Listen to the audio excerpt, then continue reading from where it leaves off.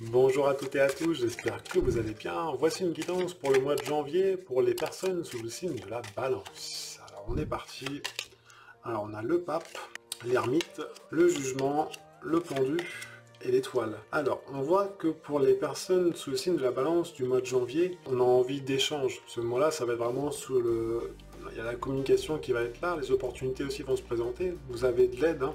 C'est pour ça que le pape et l'ermite se regardent, c'est que entre vous et les autres, il y a vraiment des échanges, donc il y a besoin d'aller vers les autres, et puis aussi besoin de prendre un temps d'arrêt avec vous-même. Donc quelque part, on vous demande de faire un aller-retour entre l'intérieur et l'extérieur, donc aussi bien entre votre monde intérieur et le monde extérieur. Ça, c'est vraiment essentiel. En plus, ça va vous permettre de renaître à autre chose. Je vais quand même mettre une carte entre les deux, entre le pape et l'ermite, pour voir un petit peu ce que ça dit. Donc on a le monde qui regarde toi, qui regarde l'as d'épée. Donc dans ces échanges avec les autres, il y aura des décisions à prendre.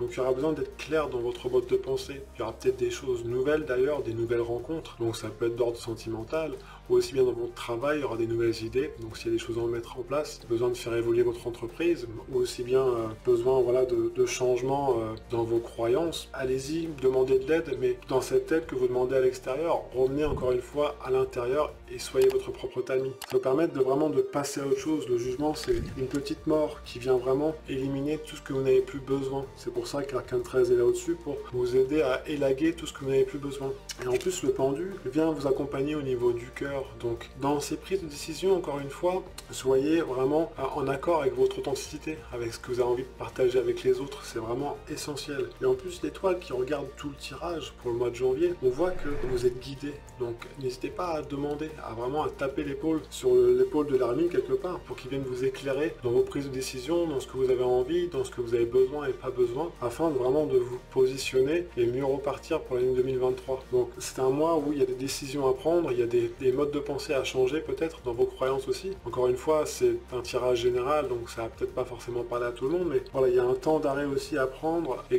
vraiment de vous écouter, ce que vous ressentez, ce que vous avez vraiment envie au fond de vous. Je vais mettre une dernière carte juste pour synthétiser le mois de janvier. Donc on a la roue de fortune, donc c'est vraiment voilà ce positionnement et qu'est-ce que vous avez envie de mettre en place. Donc il y aura des prises de conscience qui vont arriver. Laissez vraiment infuser pour que ça soit vraiment bénéfique pour vous. Et en même temps, ça va vous permettre de vraiment de renaître à autre chose, hein. C'est pour ça que le jugement qui est là avec juste en dessous avec l'arcane 13, ça permet vraiment d'être quelque part le phénix de votre vie et de repartir sur vraiment autre chose. Naturellement, s'il y a des questions, laissez-moi un petit commentaire. N'hésitez pas à vous abonner. Je suis bien sûr disponible pour toute demande de consultation si vous souhaitez aller plus loin. Et moi, je vous dis à très bientôt. Prenez bien soin de vous.